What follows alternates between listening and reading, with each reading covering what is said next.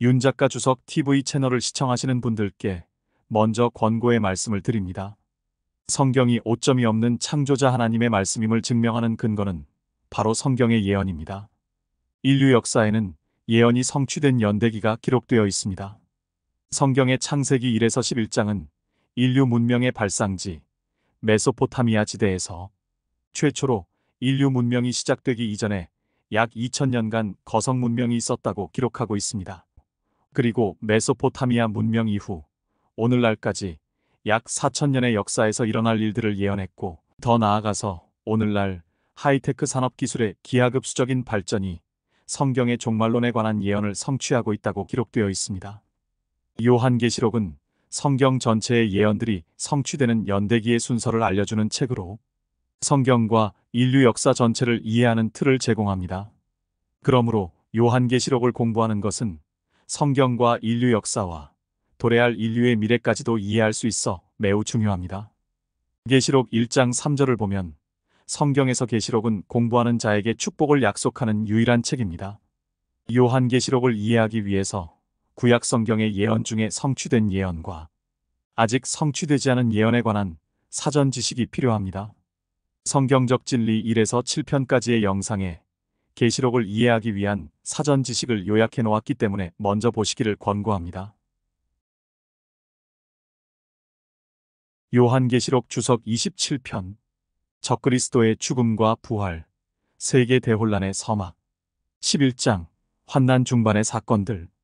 여섯째 나팔 심판은 환난의 중간 시점에 끝나고 하늘에서 쏟아지는 심판이 일시적으로 중단됩니다. 환난은 일시적으로 이른바 폭풍전야 속으로 들어갑니다. 그러나 이것이 지구가 평화롭게 된다는 것을 의미하지는 않습니다. 적그리스도가 전 세계의 정치적, 경제적, 종교적 통제를 장악하기 위해 진행함에 따라 국가들은 혼란에 빠질 것입니다. 이 시점에서 너무 많은 일이 일어나기 때문에 확실하게 순차적으로 순서대로 나열하기는 어렵습니다. 다음 배치는 논리적 순서에 가깝지만 사건들이 반드시 이 순서대로 진행되지 않을 수도 있습니다. 이 장에 열거된 모든 사건이 환난의 한가운데에 일어난다는 것은 확실합니다. 불확실한 것은 그 사건이 모두 이 특정한 순서대로 오는지에 대한 여부입니다. 요한계시록에서 환난 중기의 사건은 10에서 14장과 17장으로 구성되어 있습니다. A. 작은 책 요한계시록 10장 1에서 11절. 내가 보니 다른 힘센 천사가 하늘에서 내려오는데 구름으로 옷 입고 머리에 무지개가 있으며 얼굴은 해와 같고 그의 발은 불기둥 같더라. 그의 손에는 작은 책이 펴 있고 오른쪽 발은 바다를 왼쪽 발은 땅을 밟고서 사자가 포효하는 것처럼 큰 음성으로 외치니 그가 외칠 때 7 천둥이 소리를 발하더라. 그 7 천둥이 소리를 발할 때 내가 막 기록하려는데 하늘에서 한 음성이 내게 들리며 말하기를 7 천둥이 말한 것들을 봉인하고 기록하지 말라고 하시더라.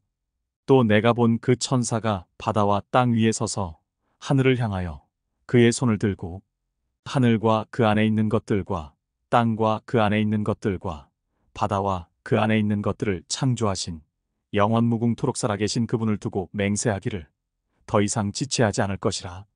일곱째 천사가 소리를 내는 날들에 그가 나팔을 불게 되리니 그때 하나님의 신비가 그분께서 자기의 종들인 선지자들에게 선포하신 것과 같이 이루어질 것이라고 하더라.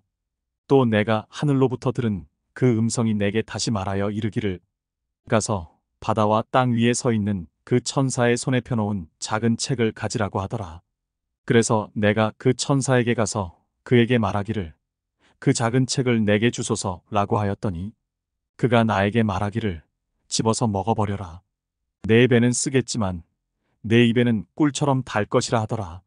그리하여 내가 천사의 손에서 그 작은 책을 가져다가 먹으니 내 입에는 꿀처럼 다나 먹고 나니 내 배에는 쓰더라. 그때 그가 내게 말하기를 내가 많은 백성들과 민족들과 언어들과 왕들 앞에서 다시 예언해야 하리라고 하더라. 하늘로부터의 심판이 일시적으로 중단된 것은 6번째 나팔 심판 이후 작은 책의 이야기와 함께 시작됩니다. 요한은 힘센 천사가 작은 책 또는 두루마리를 들고 있는 것을 보았습니다. 1에서 2절. 이것은 요한계시록에 언급된 두루마리 중 두 번째입니다. 첫 번째는 일곱 봉인된 두루마리 또는 일곱 나팔 심판이 담긴 책으로 환난 전반기의 사건을 묘사하고 있고, 이제 두 번째 두루마리가 등장하는데 그 내용은 곧 밝혀질 것입니다. 힘센 천사가 큰 소리로 외친 후 일곱 천둥이 말한 것을 요한이 공개하는 것이 금지된 것을 말했습니다. 3에서 4절. 지금까지 일곱 나팔 중에 여섯 나팔이 울렸기 때문에 아직 한 나팔이 더 남아 있습니다. 일곱 번째 나팔의 결과는 이제 힘센 천사가 발표합니다. 5에서 7절. 일곱째 천사의 시대에 하나님의 심판이 완성될 것입니다. 일곱째 봉인 심판에 일곱 나팔 심판이 포함된 것처럼 일곱째 나팔 심판에는 일곱 대접 심판이 포함되어 선지자들이 선포한 하나님의 심판이 완성될 것입니다. 그러면 환난의 후반기를 다룬 모든 예언이 성취될 것입니다. 일곱째 나팔이 한꺼번에 심판하는 것이 아니라 하나의 과정이라는 것은 일곱째 천사가 소리를 내는 날들에 하나님의 신비가 이루어질 것이라는 말씀에서 분명합니다. 복수의 숫자는 기간이 관련되어 있음을 보여줍니다. 대접 심판은 모두 환난이 끝날 무렵에 이루어지며 그들과 함께 하나님의 신비가 완성됩니다. 일곱 대접 심판을 담고 있는 일곱째 나팔은 세 번째 화입니다. 이런 이유로 이 나팔은 가장 최악입니다. 작은 책에는 요한계시록 15장, 16장에 나오는 일곱째 나팔과 대접 심판에 관한 모든 정보가 들어 있습니다. 8에서 10절의 작은 책에 관심이 집중됩니다. 요한은 그 책을 먹으라는 명령을 받았습니다. 입에서는 꿀처럼 달콤했지만 뱃속에서는 쓴맛이 났습니다. 이 상징적 행위의 의미에 대한 단서는 책의 내용이 무엇인지 설명하는 11절에서 찾을 수 있습니다. 그때 그가 내게 말하기를 내가 많은 백성과 민족들과 방언들과 왕들 앞에서 다시 예언해야 하리라. 작은 책의 내용은 예언, 특히 환난의 중간과 후반에 대한 예언입니다. 이것은 8에서 10절의 의미에 대한 단서를 제공합니다. 거의 모든 사람에게 예언은 달콤합니다. 예언 간담회는 사실상 다른 어떤 종류의 간담회보다 더 많은 청중을 끌어들입니다. 선정적인 예언 서적의 대량 판매는 성경 예언이 얼마나 많은 사람에게 달콤한 것이 되었는지를 보여주는 또 다른 증거입니다. 그러나 달콤함이 전부라면 그것은 거의 가치가 없습니다. 예언을 공부하는 모든 학생은 요한이 겪었던 두 번째 경험, 즉 뱃속의 쓴맛을 경험해야 합니다. 다가올 일에 대한 지식은 모든 신자에게, 사람들에게 부담을 주어야 합니다. 이러한 것들로부터 벗어나는 길은 휴거이며 휴거의 자격 요건은 지금 메시아를 구세주로 받아들이는 것입니다. 진정한 예언의 학생은 단순히 다가올 일에 대한 지식에서 멈추지 않을 것입니다. 오히려 이 지식은 다른 사람들에게 복음을 전해야 한다는 강한 부담감을 불러일으켜 그들에게 구원의 길을 제시할 것입니다. 따라서 요한계시록 10장은 독자들에게 환난 중기의 사건을 소개합니다. 두 번째 세계적 분쟁, 다니엘 11장 40에서 45절. 적그리스도와 세계 열 왕국을 다스리는 열 왕 사이에 존재했던 어떤 종류의 평화도 이제 적그리스도가 세계를 정치적으로 장악하기 위한 움직임을 시작함에 따라 깨어집니다. 따라서 환난의 두 번째 전 세계적 분쟁은 적그리스도가 열왕에 대한 전쟁을 선포하면서 시작됩니다. 마지막 때에 남쪽 왕이 그를 찌르며 또 북쪽 왕이 병거들과 기병들과 많은 선박과 함께 와서 회오리바람처럼 그를 대적하리니 그가 그 나라들에 들어가서 휩쓸고 지나가리라. 그는 또한 영광스러운 땅에 들어갈 것이요 많은 나라들이 전복될 것이라. 그러나 이들 곧 에돔과 모압 그리고 암몬 자손의 우두머리는 그의 손에서 피하리라. 그가 또한 다른 나라들에게 그의 손을 뻗치리니 이집트 땅은 피하지 못하리라. 그러나 그가 이집트의 금 재물과 은 재물과 모든 진귀한 것들을 관장하는 권세를 가질 것이며 리비아인들과 에티오피아인들이 그의 발치에 있으리라. 그러나 동쪽과 북쪽에서 오는 소식이 그를 번민케 하므로 그가 큰 분노로 나가서 멸할 것이며 많은 사람을 완전히 없애리라. 또 그가 자기의 궁전 장막을 영광스러운 거룩한 산에 있는 바다 사이에 세울 것이라. 그러나 그가 그의 종국에 이르게 되리니 아무도 그를 도와주지 못하리라. 열 왕과의 전쟁에서 적그리스도는 정복을 위해 사방으로 나아갑니다. 북쪽 40절, 44절, 남쪽 40절, 42에서 43절, 동쪽 44절을 향해 움직이는 모습을 볼 수 있습니다. 적그리스도가 죽이는데 성공할 세 왕, 다니엘 7장 8절, 20절, 24절은 북방왕, 시리아 남방왕, 이집트 동방왕, 메소포타미아입니다. 이집트 정복은 아프리카 정복의 문을 열게 됩니다. 42에서 43절. 또한 영광스러운 땅인 이스라엘을 침공하여 41절 계시록 11일에서 2절에도 언급된 2장의 뒷부분에서 타룰 멸망에 가증한 짐승의 무대를 마련할 것입니다.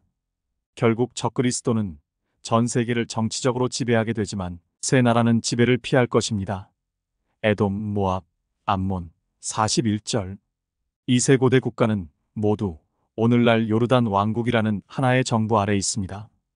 요르단이 지배에서 벗어나는 이유는 13장 대환란, 추가된 특징과 사실에서 설명할 것입니다. 45절에서 다니엘은 이 대환란 전쟁 중에 적그리스도가 본부를 어디에 세울 것인지 언급합니다. 이 구절을 더 정확하게 번역하면 다음과 같습니다. 그가 자기의 궁전 장막을 영광스러운 거룩한 산에 있는 바다 사이에 세울 것이라. 장막이라는 단어는 장군의 군용 천막을 가리키고 궁전이라는 단어는 왕의 천막을 가리킵니다. 그것은 총사령관, 적그리스도의 왕 천막이 세워지는 것입니다. 바다 사이, 즉 지중해와 사해 사이에 설치됩니다. 또한 성전산 또는 모리아산 또는 시온산을 의미하는 영광스러운 거룩한 산에 있습니다. 이것은 2장의 뒷부분에서 논의할 몇 가지 사건의 배경이 될 것입니다. 적그리스도가 죽임을 당하다. 이 분쟁 중에 적그리스도가 죽임을 당하는 것이 분명합니다. 다니엘 11장 45비절은 이렇게 말합니다. 그러나 그가 그의 종국에 이르게 되리니 아무도 그를 도와주지 못하리라. 요한계시록 13장 3절에서 적그리스도의 죽음은 다음과 같이 언급됩니다. 또 내가 보니 그의 머리들 가운데 하나가 상처를 입어 죽는 것 같았으나 그의 치명적인 상처가 나으니 온 세상이 기이히 여겨 그 짐승을 따르더라. 일곱째 머리, 즉 적그리스도는 상처를 입어 죽습니다. 요한계시록 5장 6절에서 메시아에 대해서도 이 표현이 사용되었기 때문에 상처를 입어 죽게 된 것 같았으나 라는 말은 단순히 겉으로 보이는 죽음을 의미하는 것이 아닙니다. 이것은 단순히 부활한 개인에 대한 관용구이며 실제 죽음이 관련되어 있습니다. 따라서 적그리스도와 다른 열왕 사이의 분쟁 과정에서 적그리스도는 죽임을 당합니다. 땅으로 쫓겨난 사탄, 요한계시록 12장 7에서 12절. 이 시점에서 사탄은 대기권 하늘에 있는 세 번째 거처에서 네 번째 거처인 땅으로 쫓겨납니다.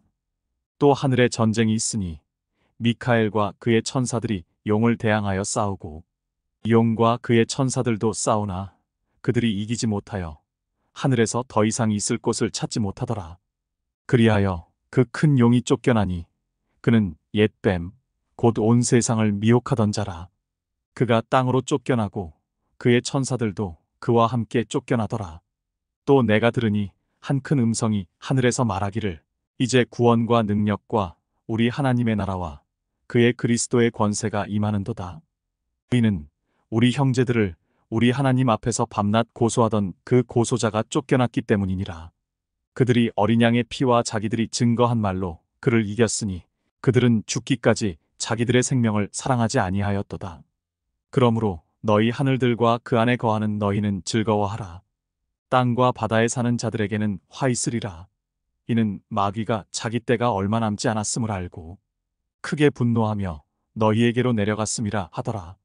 환난의 한가운데서 적그리스도와 열왕 사이에 지상에서 전쟁이 벌어지는 동안 사탄의 세 번째 거처인 대기권 하늘에서도 전쟁이 벌어집니다. 7절. 이 전쟁은 대천사 미카엘과 그의 군대와 최대의 적 사탄과 그의 군대 사이의 전쟁입니다.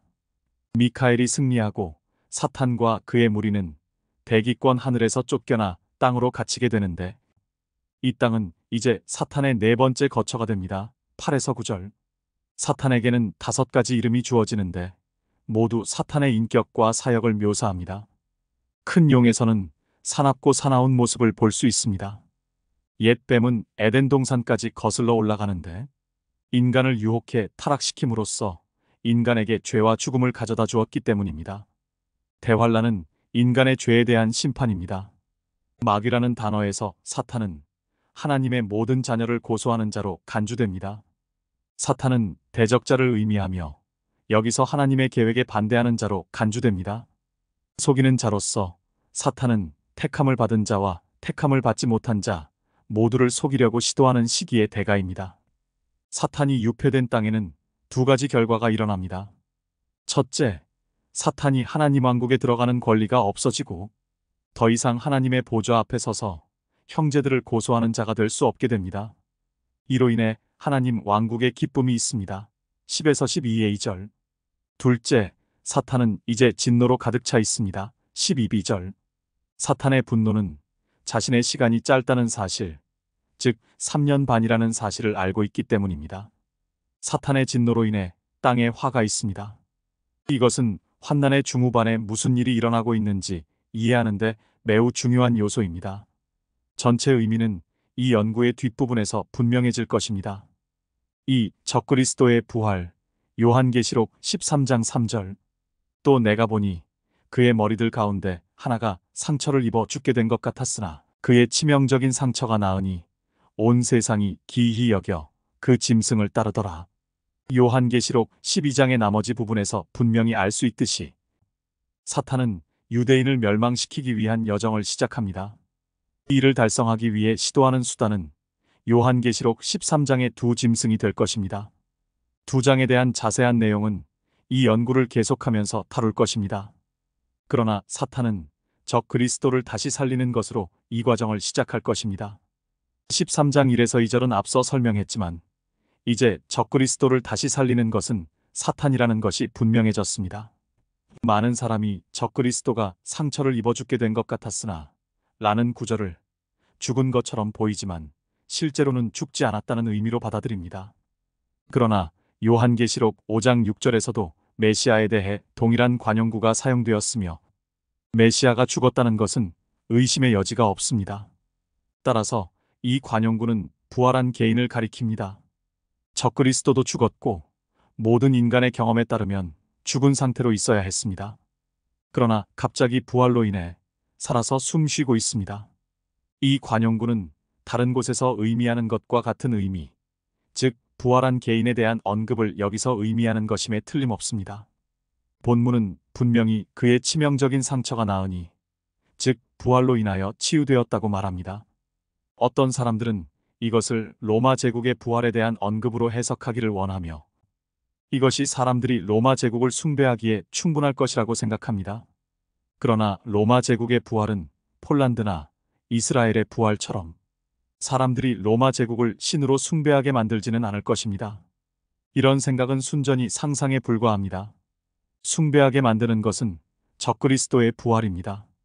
따라서 적그리스도는 모든 면에서 위조된 아들입니다. 위조된 여러 이름, 위조된 동정녀 탄생, 위조된 성육신하신 하나님, 그리고 이제는 위조된 죽음과 부활이 있었습니다. 가짜 재림주가 세상을 다스리는 것은 적그리스도가 세계의 민족들과 왕국을 소유하기 위해 움직일 것으로 볼 수 있습니다. 이 시나리오에서 사탄은 가짜 아버지의 역할을 하고 있습니다.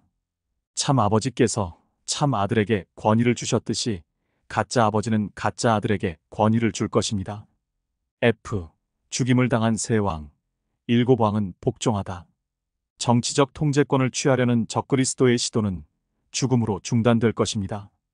그러나 적그리스도의 부활 후 환난의 두 번째 세계대전은 10왕 중 3왕이 죽임을 당할 때까지 계속될 것입니다. 이에 관한 본문은 이미 살펴본 바 있으며 다니엘 7장 24절에 나와 있습니다. 이 왕국에서 나온 열불은 장차 일어날 10왕이며 또 하나가 그들 위에 일어나리라. 그는 먼저 있던 자들과 다르며 그가 새 왕을 복종시킬 것이라. 10왕 중 3왕이 죽으면 다른 왕들은 적그리스도의 권위에 복종합니다. 이것은 요한계시록 17장 12에서 13절에 명시되어 있습니다. 또 내가 본 열불은 10왕이라. 아직 왕국을 받지 못하였으나 그 짐승과 더불어 1시간 동안 왕들로서의 권세를 받으리라.